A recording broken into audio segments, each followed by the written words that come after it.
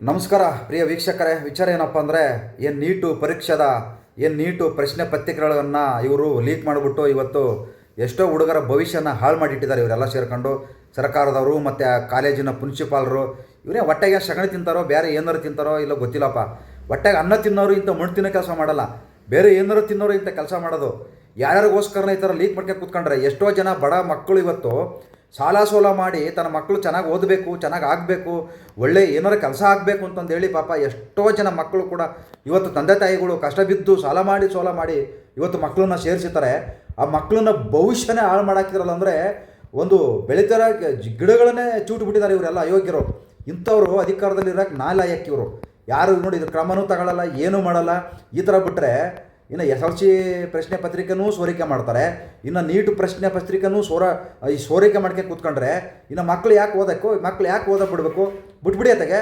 ಯಾವ ನೀಟು ಬೇಡ, ಏನು ಬೇಡ, ಡೈರೆಕ್ಟಾಗಿ ಕೆಲಸ ಕೊಡಿಸ್ಬಿಡಿ. ಗೌರ್ಮೆಂಟ್ ಕೆಲಸಗಳು ಎಲ್ಲ ನೀಟ್ ಅಂತೆ. ನಿಮ್ಮ ರಾಜಕೀಯ ಮಕ್ಕಳು ನಿಮ್ಗೆ ಏನೂ ಇಲ್ಲ ನಿಮಗೆ. ಯಾಕಂದ್ರೆ ನೀವು ಏನೇ ಓದಿದ್ರು, ಎಲ್ಲೇ ಓದಿದ್ರು ನಿಮ್ಮ ಮಕ್ಕಳು ನೀವು ಯಾವ ಕೆಲಸಕ್ಕೂ ಸೇರ್ಕೊಳ್ಳಲ್ಲ, ಡಾಕ್ಟ್ರು ಆಗಲ್ಲ, ಪಾರಿನಲ್ಲಿ ಹೋಗಿ ಓದ್ಬಿಟ್ಟು ಬರ್ತಾರೆ. ಏನಕ್ಕೆ ಗೆಣಸ್ಕತ್ತಕ್ಕ ಏನೇನೂ ಪ್ರಯೋಜನ ಇಲ್ಲ. ಸುಮಾರು ಜನ 190 ಜನ ರಾಜಕೀಯ ಮಕ್ಕಳು ಎಲ್ಲರೂ ಹೊರ ದೇಶದಲ್ಲಿ ಓದ್ಕೊಂಬರ್ತಾರೆ. ಅಲ್ಲಿ ಓದ್ಕೊಂಬಂದು ಇಲ್ಲಿ ಏನಾಗ್ತಾರೆ, ಇಲ್ಲಿ MLA ಆಗ್ತಾನೆ, ಇಲ್ಲ MP ಆಗ್ತಾನೆ, ಇಲ್ಲ ಅಲ್ಲಿ ಓಡಾಡ್ಕೊಂಡು ತಿರುಗಾಡ್ಕೊಂಡು ಪೋಲಿ ಪುಂಡ್ರ ಹಾಕಿ ಕುತ್ಕೊತಾನೆ. ಅವನಂತೂ ಏನು ಅಲ್ಲಿ ಹೊರ ದೇಶದಲ್ಲಿ ಓದಿರೋದೇ ವೇಸ್ಟ್ ಅಲ್ವಾ? ಹೋಗಿ ಅಲ್ಲಿ ಓದಿ ಅಲ್ಲಿ ಅಷ್ಟು ವರ್ಷ ಎಲ್ಲ ಓದಿ ತಿಳ್ಕೊಂಬಂದು ಇಲ್ಲಿ ಏನಾರು ಮಾಡ್ತಾವನಾ? ಏನೂ ಮಾಡಲ್ಲ. ಏನು ಒಂದು ಕೆಲಸನೂ ಮಾಡಲ್ಲ. 1% ಕೂಡ ಕೆಲಸ ಮಾಡಲ್ಲ. ಸುಮ್ಮನೆ ದುಡ್ಡು ವೇಸ್ಟ್ ಮಾಡ್ಕೊಂಡು ಹೊರ ದೇಶದಲ್ಲಿ ನನ್ನ ಮಗ ಹೊರ ದೇಶದಲ್ಲಿ ಓದವನೇ, ನನ್ನ ಅಮೇರಿಕದಲ್ಲಿ ಓದಾನೆ, ಜಪಾನಲ್ಲಿ ಓದಾನೆ, ಸಿಂಗಾಪುರದ ಓದಾನೆ, ಈ ಥರ ಜಂಬ ಕೊಚ್ಕೊಂತಾರೆ ಇವರು ರಾಜಕಾರಣಿಗಳು. ಆದರೆ ಅಲ್ಲೆಲ್ಲಿಂದ ಬಂದಿರೋ ಮಕ್ಕಳು ನಮ್ಮ ದೇಶದಲ್ಲಿ ಏನಪ್ಪ ಮಾಡವ್ರೆ? ಯಾರಾದರೂ ಒಬ್ಬರು ಏನಾರು ಮಾಡಿರೋ ತೋರಿಸ್ರಪ್ಪ ನೋಡೋಣ. ಯಾರಾದರೂ ಒಬ್ಬ ಮಗ MLA ಮಗ ಆಗಿರ್ಬೋದು, MP ಮಗ ಆಗಿರ್ಬೋದು, ನಮ್ಮ ಕರ್ನಾಟಕದಲ್ಲಿ ನಮ್ಮ ದೇಶದಲ್ಲಿ ಆ ದೇಶದಲ್ಲಿ ಓದಿ ಇಲ್ಲಿ ಈ ದೇಶದಲ್ಲಿ ಆ ದೇಶದ ಏನಾರ ಇಲ್ಲಿ ಮಾಡೋಕ್ಕೆ ಬಿಟ್ಟವ್ರಾ? ಆಗೋದಿಲ್ಲ. ಸುಮ್ಮನೆ ಇವರೆಲ್ಲ ಸುಮ್ಮನೆ ಓದಿಸಿ ನಾಳೆ ಅವನ್ನ MLA ಮಾಡ್ತಾರೆ, ಇಲ್ಲ MP ಮಾಡ್ತಾರೆ, ಕುಂದಿರ್ತಾರೆ ಅಷ್ಟೇ.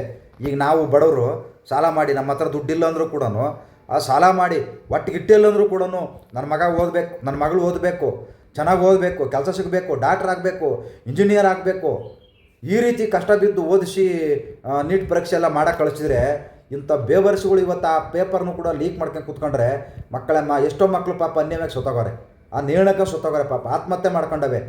ಅವ್ರು ಯಾರು ಜೀವ ಕೊಟ್ಟರು ಇವಾಗ? ಯಾರು ಅದಕ್ಕೆಲ್ಲ ಹೊಣೆ? ನೀವೇನು ಹೊಟ್ಟೆಗೆ ಸಗಣಿ ತಿಂತೀರೋ, ಇಲ್ಲ ಅನ್ನ ತಿಂತೀರೋ, ಬೇರೆ ಏನಾದ್ರು ತಿಂತೀರೋ? ಈ ಥರ ಮಾಡೋರು ಇಂಥ ಮಣ್ಣು ತಿನ್ನೋ ಕೆಲಸ ಮಾಡೋಕ್ಕೆ ಹೋಗ್ಬೇಡಿ. ನಿಮ್ಮ ತೆವಲಿಗೋಸ್ಕರ ಅರ್ಥ ಮಾಡ್ಕೊಳ್ಳಿ. ಈ ನೀಟ್ ಪರೀಕ್ಷೆ ಪ್ರಶ್ನೆ ಪತ್ರಿಕೆ ಸೋರಿಕೆ ಮಾಡೋದು, ಈ ಮಣ್ಣು ತಿನ್ನೋ ಕೆಲಸ ಮಾಡೋದು, ಮಕ್ಕಳಿಗೆ ಒಳ್ಳೆ ಗುರುಗಳಾಗಿ ಮಕ್ಕಳಿಗೆ ಒಳ್ಳೆ ಭವಿಷ್ಯ ರೂಪಿಸಿ ನೀವು ಒಳ್ಳೆ ದುಶ್ಮನ್ಗಳು ಆಗಬೇಡಿ. ಕಾಲೇಜಲ್ಲೇ ಕಳ್ರಿದ್ದು ಬಿಟ್ರೆ ಇನ್ನೇನು ಮಾಡೋದು? ಎಲ್ಲೆಲ್ಲೋ ಕಳ್ತನ ಮಾಡೋದು ನೋಡಿದ್ದೀವಿ ನಾವು. ಅವ್ರಿವ್ರ ಮನೇಲಿ ಕಳ್ತನ ಆಗಿರೋದು ನೋಡಿದ್ದೀವಿ, ಬ್ಯಾಂಕಲ್ಲಿ ದರೋಡೆ ಮಾಡಿರೋದು ನೋಡಿದ್ದೀವಿ. ಇವತ್ತು ಕಾಲೇಜಲ್ಲಿ ಪ್ರಶ್ನೆ ಪತ್ರಿಕೆನೂ ದರೋಡೆ ಮಾಡೋಕ್ಕೆ ಕಿತ್ಕೊಂಡ್ಬಿಟ್ಟವ್ರೆ. ಎಲ್ಲ ದರೋಡೆಕೋರರ, ದುಬಕ್ಕೋರರೆಲ್ಲ ನೀವೆಲ್ಲ ಗುರುಗಳು ಹಂಗಾದ್ರೆ. ಯಾರು ಏನು ಮಿನಿಸ್ಟ್ರುಗಳು, ನೀವೆಲ್ಲ MLAಗಳು ಏನು ಕತೆ ಕಾಯ್ಕಿದ್ದೀರಾ? MP ಗಳೆಲ್ಲ ಏನು ಮಾಡ್ತೀರಾ ನೀವೆಲ್ಲ? ಅಂಥವ್ರನ್ನೆಲ್ಲ ಇನ್ನೊಂದ್ಸತಿ ಜೀವಮಾನದಲ್ಲಿ ಇಂಥವು ಲೀಕ್ ಆಗಿರಬಾರ್ದು. ಯಾವುದೇ ಪ್ರಶ್ನೆ ಪತ್ರಿಕೆ ಕೂಡ ಲೀಕ್ ಆಗಿರಬಾರ್ದು. ಅಂಥ ಸರಿಯಾದ ಶಿಕ್ಷೆ ಕೊಡಬೇಕು. ಜೀವಮಾನದಲ್ಲಿ ಅವರು ಹೊರಗಡೆಗೆ ಬಂದಿರಬಾರ್ದು, ಅಂಥ ಶಿಕ್ಷೆ ಕೊಡಬೇಕು. ಅದು ಬಿಟ್ಬಿಟ್ಟು ಇವರು ಆ ಪಕ್ಷದವರು ಈ ಪಕ್ಷದವರು ಅಂತ ಸಮರ್ಥನೆ ಮಾಡ್ಕೊಂಡು ಕೂತ್ಕೊಂಡ್ರಾಗಲ್ಲ. ಎಲ್ಲರೂ ಮಕ್ಕಳು ಓದ್ತಾರೆ, ಎಲ್ಲರ ಮಕ್ಕಳು ಇದರಲ್ಲಿ, ಬರೀ ಒಂದು ಪಕ್ಷದ ಮಕ್ಕಳು ಇಲ್ಲ, ಎಲ್ಲ ಪಕ್ಷದವರು ಇದ್ದಾರೆ. ನಿಮ್ಮ ಪಕ್ಷಗಳು ಹಾಳಾಗಿ ಅಕ್ಕುಟ್ಟು ಹೋಗ್ಲತ್ತಾಗೆ. ಬೇರೆಯವ್ರು ಬಡವ್ರ ಮಕ್ಕಳು ಕತೆ ಬೇಡ, ಬೇರೆಯವರು ಸಾಮಾನ್ಯ ನಾಗರಿಕರತೆ ಏನಾಗಬೇಕು ರೀ? ನಿಮ್ಮ ಮಕ್ಕಳು ನೀವೆಲ್ಲ ಚೆನ್ನಾಗಿದ್ದೀರಾ ಬಿಡಿ, ನೀವೆಲ್ಲ ರಾಜಕಾರಣಿಗಳು ಅದ್ಭುತವಾಗಿದ್ದಾರೆ. ನೀವು ರಾಜಕಾರಣಿಗಳು ಏನಿಲ್ಲ, ನೀವೇನು ಕೆಲಸನ ಮಾಡೋಂಗಿಲ್ಲ. ನಾವೆಲ್ಲ ಕೈ ಕೆಸರಾದರೆ ಬಾಯಿ ಮೊಸರು ಅಂತಾರಲ್ಲ, ಹಂಗೆ ನಿಮ್ಮ ಕೈ ಕೆಸರು ಆಗಂಗಿಲ್ಲ, ಬಾಯಿ ಮೊಸರು ಆಗಂಗಿಲ್ಲ. ನಿಮ್ಮದು ಏನು ಒಂದು ಕಡ್ಡಿ ಈ ಕಡೆಗಿಂದ ತೆಗೆದು ಆ ಕಡೆಗೆ ಹಾಕಂಗಿಲ್ಲ. ಅಷ್ಟೊಂದು 3 ತಲೆ 4 ತಲೆಗೆ ಮಾಡ್ಕೊಂಡು ಕೂತ್ಕೊಂಡಿದ್ದೀರಾ ರಾಜಕಾರಣಿಗಳು. ಬಡವ್ರ ಕತೆ ಹೆಂಗೆ? ಸಾಮಾನ್ಯ ನಾಗರಿಕರತೆ ಹೆಂಗೆ? ನಾಗರಿಕರು ಏನು ಮಾಡಬೇಕು? ಈ ಥರ ಲೀಕ್ ಮಾಡ್ಕೊಂಡು ಕೂತ್ಕೊಂಡ್ರೆ ಹೊಟ್ಟೆಗೆ ಅನ್ನ ತಿನ್ನೋ ಕೆಲಸ ಮಾಡಿ, ಸಗಣಿ ತಿನ್ನೋ ಕೆಲಸ ಮಾಡಬೇಡಿ. ಈ ಥರ ಮಾಡೋಕ್ಕೆ ಹೋಗಬೇಡಿ. ಯಾರಾಗಲಿ ಸರಿಯಾಗಿ ಸರ್ಕಾರ, ಯಾವುದೇ ಸರ್ಕಾರ ಆಗಿರಲಿ, ಕೇಂದ್ರ ಸರ್ಕಾರ ಯಾವುದೇ ಇಂಥವ್ರಿಗೆ, ಇಂಥ ಬೇವರಿಸುಗಳಿಗೆ ಸರಿಯಾದ ಶಿಕ್ಷೆ ಕೊಡಬೇಕು. ನರ ಕಟ್ ಮಾಡಿ ಬಿಸಾಕಬೇಕು, ಗೊತ್ತಾಯ್ತಾ? ನರ ಕಟ್ ಮಾಡಿ ಬಿಸಾಕಿದ್ರೆ ಇಂಥವು ಇನ್ನೊಂದು ಸತಿ ಲೀಕ್ ಮಾಡಲ್ಲ. ಅವಳು ಯಾವಳ ಪ್ರಿನ್ಸಿಪಾಲ್ ಅಂತೆ, ಪ್ರೊಫೆಸರು, ಡಾರ್ಲಿಂಗ್ ಲೀಕ್ ಮಾಡಿಬಿಟ್ಟಿದ್ದೀನಿ ನಿನಗೋಸ್ಕರ ಮೆಸೇಜ್ ಮಾರ. ಅಯ್ಯೋ ನಿನ್ನ ಮಸೂಡಿಗೆ ಬೆಂಕಿ ಯಾಕ? ನೀನು ಪ್ರೊಫೆಸರ್ ಆಗಕ್ಕೆ ಲಾಯಕ್ಕ? ನೀನೆಲ್ಲ ರಾಜೀನಾಮೆ ಕೊಟ್ಟಿಲ್ಲ, ಆತ್ಮಹತ್ಯೆ ಮಾಡ್ಕೊ ಹೋಗತ್ತಾಗೆ.